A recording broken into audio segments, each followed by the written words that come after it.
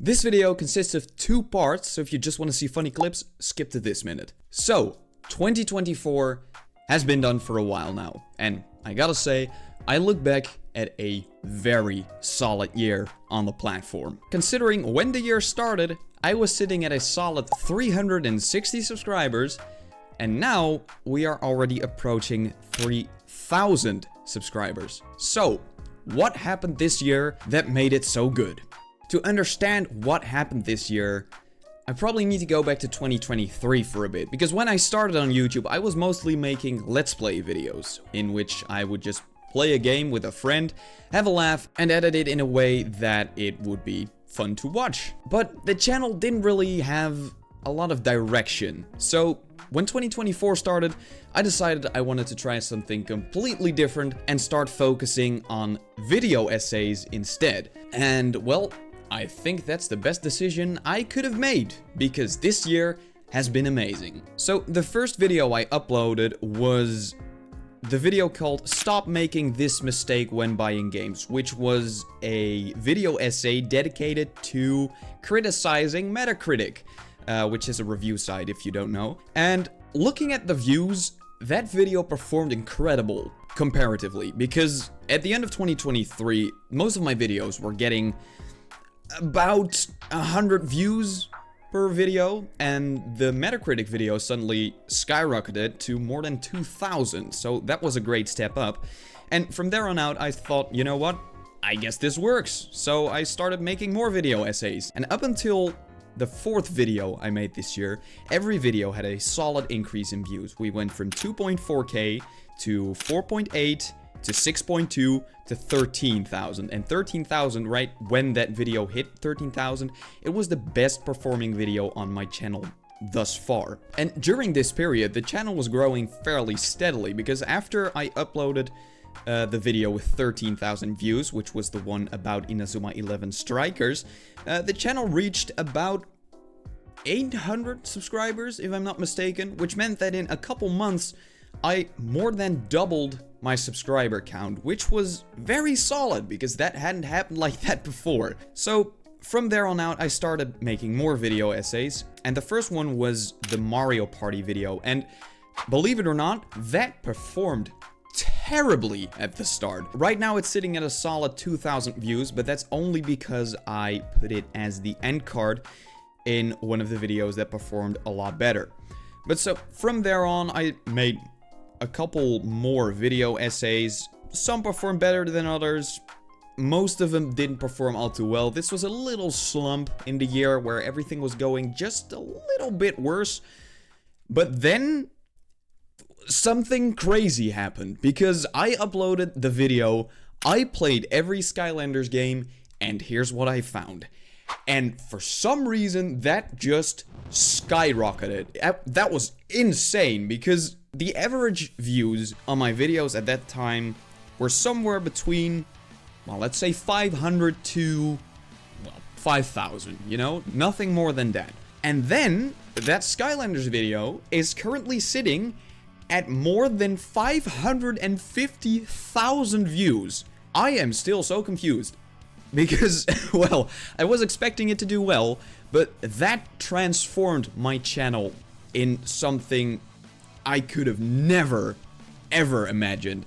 I mean, well, I've said it before, but I never expected to even get monetized or you know, get 1,000 subscribers. And then suddenly, through that video, everything I wanted just came true in a matter of a month, which is honestly ridiculous. But through that video, I suddenly got 1,000 subscribers, I got all the watch hours, which meant I got monetized. And with the money I've made from that video, I've upgraded so much of my stuff. I got a new camera, I got a better capture card, I got this softbox which is pointing at my face right now, so the lighting looks professional. And you should know that I called in a video before that Skylanders video would pop off. I didn't expect it to go this big, but I did call that it would perform well. But I'm going to try my very best to get it out as quickly as possible, and I really think this could be like a breakthrough video, because I think the subject, a lot of people are going to like it, and personally, I think this might be the project I am the most passionate for. And then, of course, by the end of the year, we got the Christmas special, we got the room tour, the thank you video, which all performed fairly decent. I mean, it could have gone better, but just go watch those. They're good, they're fun, they're not worse than any of the other videos I've made, so just go ahead and click that. You can just do that after watching this. But yeah, 2024 has been incredible. I want to thank every single one of you for watching, and I want to thank you just for an amazing year overall. It honestly means so much to me to see comments, and especially seeing people who've left comments on a previous video and then seeing them leave a comment on another. That really is cool to see, because it really gives me the sense that I'm actually building some sort of a community, and I am forever thankful for that, because this is something I never thought I'd reach. But you know, it just goes to show that if you really want to do something, if you really are passionate about something and you want to make a video about it and be successful on YouTube with it, it's possible.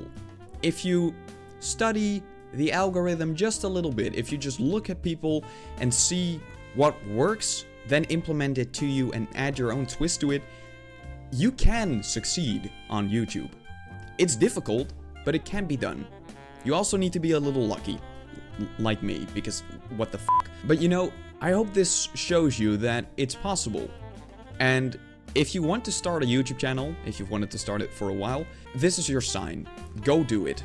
What's the worst that could happen? You can have fun, you can learn new things, and if you are lucky and are willing to put in the work, you too can actually succeed on this platform. I can't wait to keep making videos in 2025, because I am really excited. I still have a lot of ideas I wanna put out there, and I can't wait to share it with you. So to end off this video, here are some of my favorite clips of 2024. Enjoy. So let's start with the plot, because the plot is garbage. The supporting cast of characters definitely makes the story a lot more fun to play through as well. Side characters like Flynn, the Mabu, and T-Bone definitely give this game a lot more charm, with some fun jokes spread throughout the script. Long story. Tell you over some ribs. If you look at the user review scores of these two games, you see an image that makes a lot more sense. A 7.8 for Mario Party and a 5.7 for FIFA 15. Which it f***ing deserves. Hey man, wanna come over and play some Mario Party? Which one? Well, I've got Mario Party 9.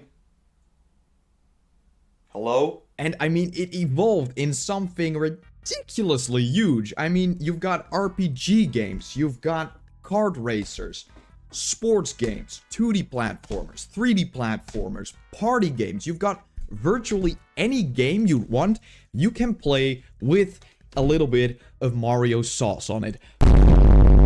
And did you notice something on the game's cover? The 2 exclamation marks again. Nintendo, I swear to God, you had the recipe to never make a bad game again. Why not use it? This has to be the most versatile controller out there. You can use it horizontally for 2D games, plug in a nunchuck to play 3D games, use the pointer for arcade-like shooters, or just use the whole fucking thing as a baseball bat. So for all the things this game improved on, there's also a lot of things Swapforce did worse in my opinion. It's still a very solid game, don't get me wrong, but for me personally, there were quite a few aspects of the game that really worsened the experience for me. Wait, what's that noise?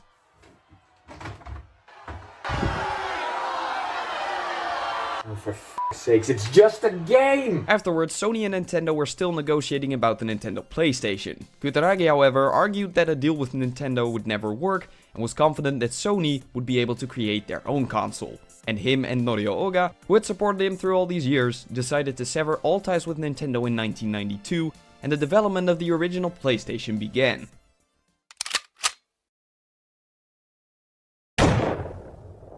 There is nothing better than wanting to play a certain game than ripping open a package and seeing the beautiful box art you've been craving for so long. Over the years, I grew a big passion for older games, which has severely impacted the way I look at games now. And in doing so, I also found it's a lot cheaper than constantly buying $70 games. Most of the times. The final boss fight is boring as hell too. In the last game we literally fought the darkness, and now we're fighting anime chaos? Like, what the f***? But my top pick for this generation is the PS1 controller. I mean, look at it. Does it remind you of something? Oh yeah, every f***ing controller on the market right now. What do you mean you're still not convinced? You'd rather play Inazuma 11 Strikers? Oh, that's just another underrated Wii game you're definitely gonna be interested in if you enjoyed this video. No, I don't need therapy. When you do not have the ball, you can try to defend with regular tackles and Brexit tackles that even Boris Johnson would envy. What was that? Alright, time to play some GTA. What do you want to do? Maybe do a heist, some racing, or selling some goods? How about f***ing around in the snow? Yeah! I do want to address one thing though, because this game does have one glaring flaw. The voice acting. Spiral shot! Good shot! Grant and rear! Yeah, that's enough Wii for one day. In Trap Team, however, to open an elemental gate, you need to use a Trap Master, and no other Skylanders will work. So you're telling me that my entire collection is just rendered useless, and I'm expected to buy 10 Trap Masters, as well as 11 traps, to be able to enjoy this game in its full form. I might as well throw all my old Skylanders in the garbage if this is how things are gonna be from now on. So my final and probably most useful tip is to start playing old shit. By putting in the hours, you'll eventually start to understand the game better, leaving you with one of the most satisfying games to play. Definitely check this one out if you see it for a good price. Hey, is that a subscribe button I see? Hudson Soft got shut down by Konami, and Nintendo did the logical thing and started working on the Mario Party games themselves. It's what I would have said if Nintendo didn't like f***ing up so much. But the worst thing is yet to come. Because the senseis and imaginators are ridiculously strong, the game is balanced with these characters in mind, so the enemies hit pretty f***ing hard and have an ungodly amount of HP. And that in theory shouldn't be too much of a problem, except it is, because it means pretty much all your old Skylanders are completely useless in the game. I told you I'd do it! But of course, if a high quality handheld that still sold quite a bit is your biggest mistake, it could be a lot worse.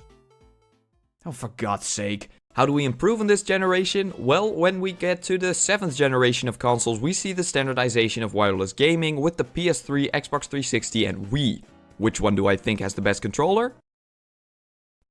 Now, before you pick up that pitchfork, just let me finish this thought. That level I talked about where you need to destroy the vortex, you go into the academy to find parts for Jetlag so he can make a, I'm not making this up, Jack-in-the-Box vortex suck machine. Okay, that sounds really weird. Don't forget, reviews are partly subjective. So my advice would be to just go and play whatever you think you're gonna have the most fun with. But then again, it's probably best to stay away from hot f***ing garbage like this.